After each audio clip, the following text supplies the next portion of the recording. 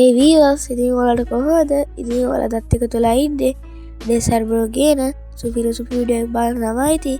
ඉතින් මම අද ඔයාලට ගෙන්න යන්නේ The Brother Mr. Go Round කියන ඩොංගුවායක. ඉතින් මේ ඩොංගුවායක ගැන පොඩ්ඩියට සාරාංශයක් විදියට කිව්වොත් එහෙම ඉතින් මේක මෙහෙමයි වෙන්නේ. ඉතින් එක කොල්ලෙක් ඉන්නවා. ඒ කොල්ලගේ මුළු පවුලම ඉතින් ඒක නින්ජාවරයෙක් විසින් ඝාතනය කරනවා. ඉතින් ඔයාලම හිතන්න ඒ කොල්ලට කොහොම ඉතින් දැනෙන්නේ නැද්ද කියලා. ඉතින් ඒ කොල්ලගේ සිදිරි පිටම මුළු පවුලම ඉතින් ඝාතනය කරද්දී ඉතින් ඒ වගේ සෑඩ් ස්ටෝරි එකක් තියෙන මේ ඩොංගුවායක සුපිරි ඩොංගුවායක. ඉතින් මේකේ පුංචි ලව් ස්ටෝරි එකක් තියෙනවා. ඉතින් ඒකත් හරිම ලස්සනයි. ඉතින් මේ ලස්සන ඩොංගුවායකේ අනිත් විස්තර දැනගන්න ඕන නම් ඔයාලා අනිවාර්යෙන්ම අපේ channel එකට සෙට් වෙලා ඉන්න. ඉතින් මම අද ඔයාලට ගේන්නේ සීසන් 2 එපිසෝඩ් 1 2 3 කියන කතාංග ටික. ඉතින් වීවර්ස් එහෙනම් අපි යන් අද ඩෙසර්ට් බ්‍රෝ ගෙන ආපු සුපිරි වීඩියෝ එක බලන්න.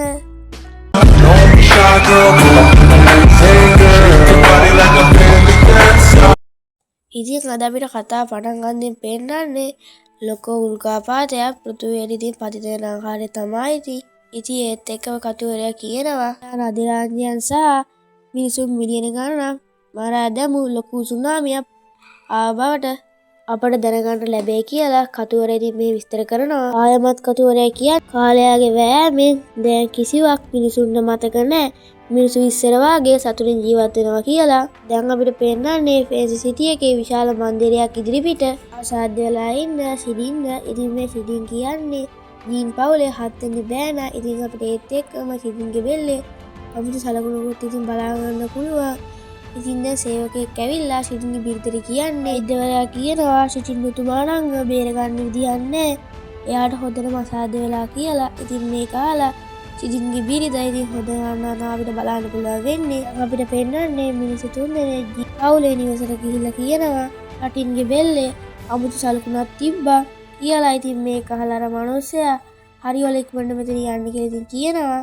ඒත් අපිට පෙන්නන්නේ මේ කිව්වේ කාටද කියලා. දැන් අපිට ඒ සීන් එක කට් කරලා ආයෙම සැරයක් පෙන්නන්නේ ජීන් පවුලේ ප්‍රධානියාව. ඔහු සම සහෝදරයන් 7 දෙනෙක් ගහනවා ජේක් කොහොමද පිටස්තරයෙක් වෙන්නේ කියලා. ජේක්ගේ තාත්තා නොසිටියා නම් අද වෙනේට ජීන් පවුල ගොඩක් පහත් මට්ටමේ තියෙන්නේ. ජේක්ගේ තාත්තා හිටපු හින්දා ජීන් පවුල දැන් මේ විදිහට ගොඩක් ගෞරවනීය තත්ත්වයේ තියෙන්නේ කියලා. ඉතින් ප්‍රධානියා කියනවා එතෙන්ද ජේක් කියන කාන්තාවilla කියන්නේ මම ජේක් හදාගන්නවා කියලා. මේක හව ප්‍රධානියාට ගොඩක් කේන්ති යනවා. දැන් ඉතින් ජීන් පවුලේ පස්වෙනි පුතා ඇවිල්ලා මෙහෙම කියනවා මිත්තන්නේ ඔය කරලා තියෙන්නේ දරුවා මෙහෙ රැගෙන එන බවට කියලා. ඉතින් පස්වෙනි පුතා ඇවිල්ලා මෙහෙම කියනවා. දැන් අපට සීන් එක කට් කරලා පෙන්නන්නේ හීකොන් ගම්මානයයි. දැන් ඉතින් ජේක් ඇල්බර්ටානා එක්ක ඉතින් කරවල එකතු කරනත අපිට පෙන්නන්නේ. ඉතින් දැන් ගෙදර කාන්තාව ඇවිල්ලා දෙන්නටම ඉතින් ගහලා එලවනවා. ඉතින් මේ ජේක් කියන්නේ පටියක් බැදගෙන ඉන්න කොල්ලටයි. දැන් ඉතින් මේ දෙන්නා මාළු වලනවා අපිට පෙන්නන්නේ. ඉතින් මෙහෙම ජේක් මාළු වලලා ඉද්දී එයාට ඉතින් උදා වෙලින කටහඩක් එනවා. ඉතින් ජේක් ඒ කටහඩ පස්සේ යද්දී එයා දකිනවා රෝස පාට ආලෝකයක් නිකුත් කරන බෙල්ලෙක්ව. ඉතින් ජේක් හිතනවා මේක යක්ෂයෙක් ඉන්න ඇති කියලා. දැන් ජේක් ඒක දාලා යද්දී ඇතුලේ ඉන්න නපුරු ශක්තිය බෙල්ලා විවෘත කරන තමයි ඉතින් දැන් යන්නේ. එවිට ජේක් මුහුදු ආත්මයක් ඉතින් දකිනවා. ඉතින් අපේ පොඩි ජේක් කොහොමද ඉතින් අර බෙල්ලාව ඉතින් විවෘත කරනවා. ඒත් එක්කම ජේක්ගේ ඉතින් ඔක්සිජන් මට්ටම අඩු වෙලා ජේක් ඉතින් මුහුදු පතුලට ඇදගෙන යනවා ඉතින් අපිට පෙන්නන්නේ. දැන් ඉතින් අපේ ජේක් පොඩි කෙල්ලක් ඇදගෙන ගිහිල්ලා අතේ දිව්‍ය කොටයක් තබනවා තමයි ඉතින් දැන් අපේ ජේක් දකින්නේ. දැන් ඊට පස්සේ අපේ ජේක් ඇසල්ලා බලද්දි එයාගේ යාළුවා ඉතින් ඉස්සරහම ඉන්නවා. ඉතින් දැන් ජේක් අහනවා කොවර කෙල්ල කියලා. ඉතින් දැන් සේන් කියනවා ඉන්න තැන කිසිම ගෑනු ළමයෙක් හිටියේ නැහැ කියලා. වාරණා හොදනම් පිස්සු ජේක් කියලා ඉතින් අපේ සේන් ඉතින් හොදනම අපේ ජේක්ට බයිනවා. ඊට පස්සේ ආයම සැරයක් සේන් කියන්නේ ඔය අතේ තියෙන ගල නම් අපිට ලොකු ගානකට විකුණන්න පුළුවන් කියලා. ඉතින් වීවර්ස් මේකේ කතාවේ තියෙන නම් වැඩි වල ගණන් ගන්න එපා. එහෙනම් ඉතින් අපි යන් ආයේ කතාවට. දැන් අපිට පෙන්නන්නේ සෙට් එකම ගෙදර යනවා. ඉතින් ඒතකොට එලා දකිනවා එලා ගෙදර ගොඩක් ඉතින් ඇටි වෙලා කියලා. දැන් එලාගේ තාත්තාත් ඉස්සරහට ඉන්නලා දකිනවා. එලා දැන් එලාගේ තාත්තා ස්පර්ශ කරද්දි එලාගේ තාත්තයින් ගොඩල්ලේ යනවා. ඉතින් මේක දැකලා අර පොඩි කෙල්ල ඉතින් හොඳටම බය වෙනවා. ඉතින් සෙට් එක බයෙන් යද්දි දකිනවා වෙස්මුණු කාර්යය ගේ ඇතුළේ ඉතින් ඉන්නවා. ඉතින් එයා ඉන්නේ සයන්ගේ උරට පීයක් තියාගෙන. ඉතින් වෙස්මුණුකාරයා ජේක්ව දකිනවා. ඒත් එක්කම මුළු සෙට් එකම ඉතින් බයටපත් වෙනවා. තමයි අපිට බලන්න පුළුවන් වෙන්නේ. දැන් ඉතින් වෙස්මුණුකාරයා අහනවා කෝවර ළමයා කියලා. ඉතින් ඒත් සේන් කියන්නේ නැතුව ඉද්දි සේන්ගේ ඇස් ඉතින් ළමයට ගැටෙනවා. ඒ තමයි අපේ ජේක්.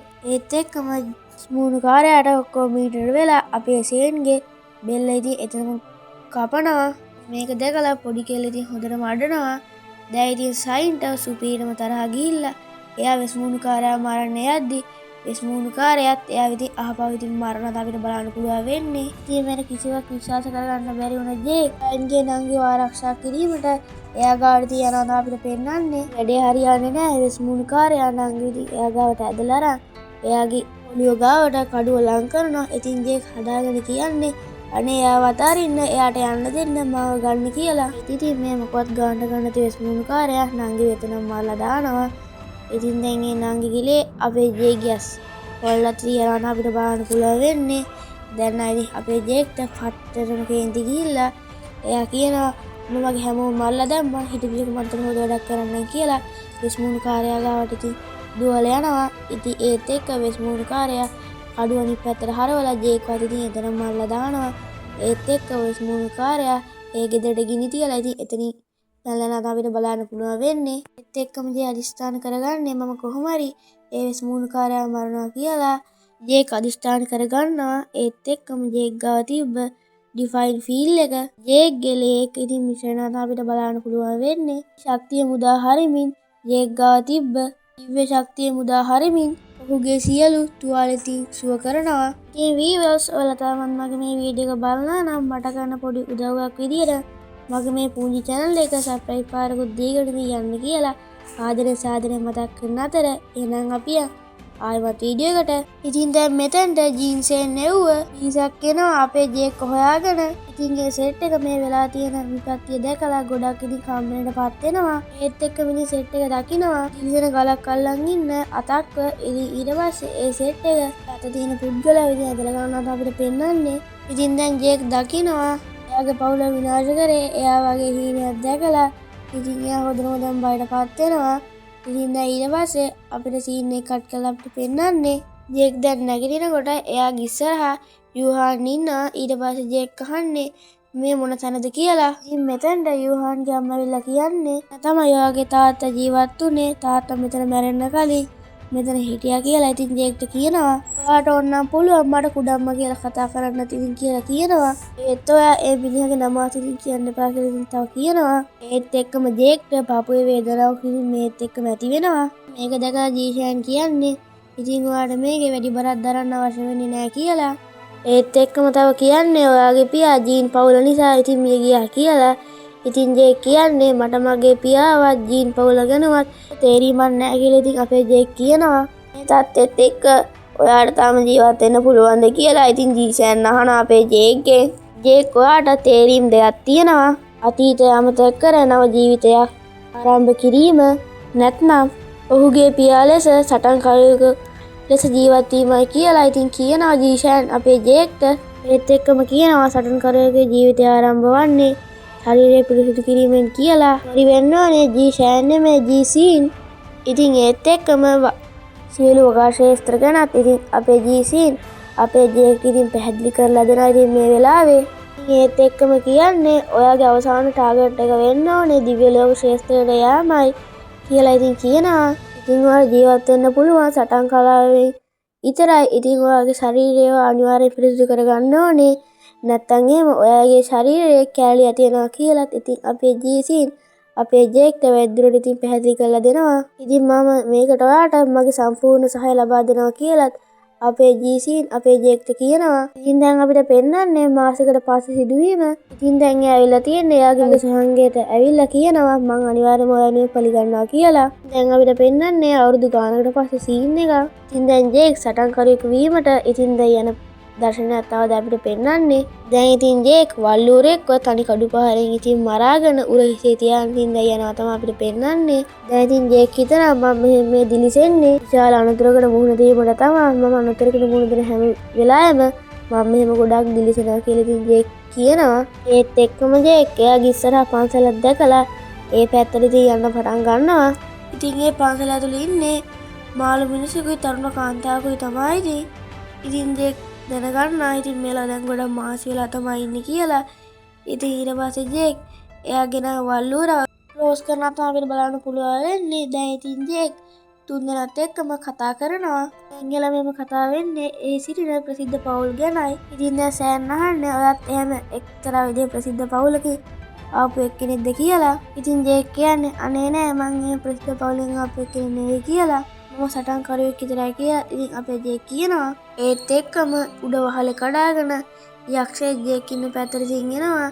ඉතින් දැන් ජේක් ගාව තිබ්බ පළිගුවත් දිලිසෙනවා. ඉතින් දැන් යක්ෂයා දුටු පියා සහ දියණිය ඉතින් හොඳටම බය වෙනවා. ඉතින් ජේක් කියන්නේ ඔයාලා ඉක්මනට ගිහිල්ලා කොහේ හරි ඇඟෙන මම ඔයා ගැන බලා ගන්නම් කියලා. දැන් ඉතින් ජේක් යක්ෂයාත් එක්ක ඉතින් ෆයිට් කරන තමයි යන්නේ. ඉතින් දැන් ජේක් ගහන එක කඩු පහරකින් යක්ෂයා ඉතින් විනාශුනා කියලා ජේක් හිතද්දි එහෙම නෑ.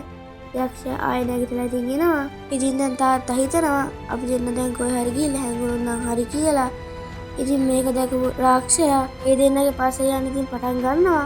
ඉතින් දැන් ජේක් කෑ ගහලා කියන්නේ ඔයාලා බය වෙන්න එපා. ඔයාලා දුවලා යන්න මම මේ රාක්ෂයා ගැන බලා ගන්නම් කියලා. ඉතින් දැන් ජේක් රාක්ෂයාත් එක්ක හොඳටම ෆයිට් කර යද්දි ජේක් ගහන ඒ කඩු පාරේ රාක්ෂයා බිමට වැටෙනවා. ඉතින් ඒත් අපේ රාක්ෂයාගේ මත හරින්න නැතුව ආයෙම සැරයක් ඉතින් නැගිටලා අපේ ජේක් ඉතින් හොඳටම ඇටැක් කරනවා අපිට බලන්න පුළුවන් වෙන්නේ. ඉතින් දැන් රාක්ෂයාට හොඳටම තරහ ගිහිල්ලා හරි හිටපන් උඹට හොඳ වැඩක් කරන්නම් කියලා අපේ ජේක් තනින් යද්දි ඉතින් ඒක ඇයින්නේ අර මිනිස්සයාට. ඉතින් ඒ මිනිස්සයාගේ බඩ ඉතින් හිල්වීගෙන ඉතින් යනවා. දැන් ඉතින් අපේ ජේක්ටත් හොඳටම තරහ ගිහිල්ලා හිටපන් උඹට හොඳ වැඩක් කරන්නම් කියලා අපේ රාක්ෂයාගේ බෙල්ල ඉතින් දැන් කදින් වෙන් කරනවා තමයි අපිට බලන්න පුළුවන් වෙන්නේ. ඉතින් දැන් ජේක් වෛද්‍යවරයෙක් හොයාගන්න යද්දි මේ මිනිස්සු නවත්තලා කියනවා මේක තමයි අපේ පවුලේ වටිනා වස්තුව. මම මේක ජේක්ට දෙන්නේ. මගේ දියණිය තම විටම ආරක්ෂා කරන බවට මට පොරොන්දු වුණොත් විතරයි කියලා ඉතින් මිනිස්සයා කියනවා. ඉතින් ජේක් කියන්නේ මට ඔයාගේ දියණිය විවාහ කරගන්න බෑ කියලා. ඉතින් මිනිස්සයා ඉතින් මෙහෙම ජේක් කියන එක ඉඳලා අවසානයේදී අපිව දාලා තියන්නම යනවා. ඉතින් අපිව නෙමෙයි මේ ජේක්ලා දාලා යන්නම යනවා. ඉතින් ඊට පස්සේ අපිට සීන් එකක් කරලා පෙන්නන්නේ දැන් උදේත් වෙලා මිනිස්සයා වෙනුවෙන් ඉතින් හොඳටම ආමංගල්‍ය වල ඉතින් දැන් අපේ ජේක්ලා කරලා තමයි දැන් තියෙන්නේ. ඉතින් දැන් ජේක් ආයෙමත් සැරයක් කියන්නේ මම ජේන්නා පවුලේ 6 වෙනි දියණිය විසින් හදාගත් දරුවයි කියලා. ඉතින් අපේ ජේක්ගේ නිදානේ ආපහු ඉතින් අරයට බාර දෙනවා. ඒත් ඒ ගෑල්ලා දැන් ජේක්ගේ ගත්තු නිදානේ බාර ගන්න ප්‍රතික්ෂේප කරනවා අපිට පෙන්නන්නේ. ඉතින් දැන් ජේක් කියනවා හරි මං ආව විවාහ කරගත්ත නැතුණාට මං ඔයාව ආරක්ෂා කරගන්නවා කියලා කියනවා. ඉතින් අපේ දෙන්න දැන් යන්නේ ඕන්ව හමු වෙලා කියනවා ජුම්බුසු මේ ඇත්තටම ඔයාද? ඔයාව දැකීමෙන් මට ගොඩක් සතුටක් වුණා කියලා අපේ ෆෝන් ඉතින් පවසනවා. ඉතින් දැන් ෆෝන් අහනකෝ ඔයාගේ තාත්තා කියලා. ඉන්පස්සේ ඉතින් ජුම්බුසු වෙච්ච දේ හැම එකම කියනවා. මේ ඇසුවොන් ගොඩක් ෂෝකයටපත් වෙනවා. දැන් ෂූව ගැනීම ගැන ජේක් ඉතින් අපේ වොන් ගොඩක් ස්තුතිවන්ත වෙනවා. දැන් අපිට ඒ සීන් එකක් කරලා පෙන්නන්නේ කලි දෙයක් අතර සටනක්. ඉතින් කලි දෙකේ නම තමයි රන්මකරා සහ කළු නරියා. කළු නරියා තමයි ශක්තිමත් සංවිධානය. ඒත් උන් වරදිනවා. ඉතින් ඒ වෙලාවේ කළු නරියා වෙනුවෙන් සටන් කිරීමට ඕන නම් ඉතින් මෙතනට එනවා. ඉතින් ඔහු ලේසියෙන්ම රන්මකරා කලිය පරාජය කරලා දානවා. ඉතින් දැන් අපිට පෙන්නන්නේ කළු නරියා කණ්ඩායමේ නායකයා වන ජෝන් ක්‍රෝන්ව මිනිසාට රන්කාසි කීපයක් ලබා දෙනවා.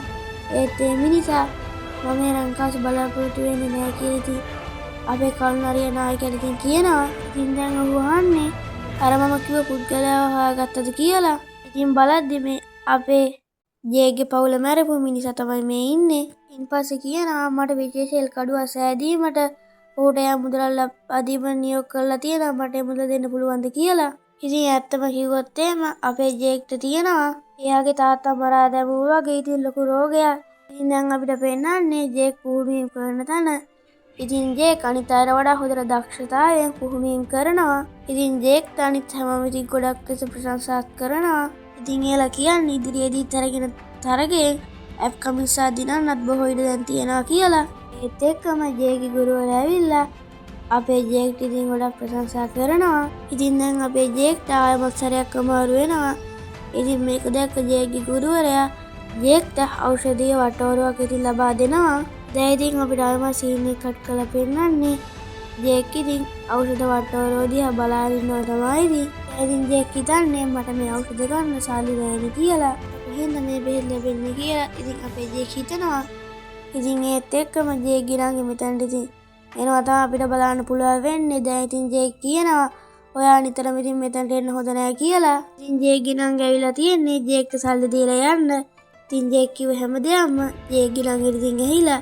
ඉතින් ඊට පස්සේ ජේක් ගිරන් ඉතින් මෙතන පිටත් වෙලා යනවා තමයි අපිට බලන්න පුළුවන් වෙන්නේ. ඒත් එක්කම ජේක්ගේ තිබ්බ රෝගය උඩක් ඉතින් වැඩි වෙලා ජේක් ඉතින් වහලේ උඩ ඉඳලා බිමට වැන්නා. ඉතින් ඒත් එක්කම ජේක් ගිරන්ට කරගන්න කිසිම දෙයක් නැත වෙද්දි ජේක් ඉතින් ගෙදරට යනවා තමයි අපිට බලන්න පුළුවන් වෙන්නේ. දැන් ජේක් ඇසලා බලද්දී ආගේ ඉස්සරහ ලොකු විශාල ශක්තිමත් වදුරෙක් ඉන්නවට දැක ගන්න පුළුවන් වෙනවා. ඉතින් ඒ වදුර ඒ ශක්තිය කුඹුරා ගන්නවා. වීවර්ස් ඔහොම අද අපේ කතාව ඉවරනවා. ඉතින් කතාව හොඳද නැද්ද කියලා ඉතින් යටි කමෙන්ට් එකකුත් දාන්න යන්න වීවර්ස්. එහෙනම් ඉතින් මම අද වලින් ගිහින් එන්නම් මේ නෙට්සර් බ්‍රෝ.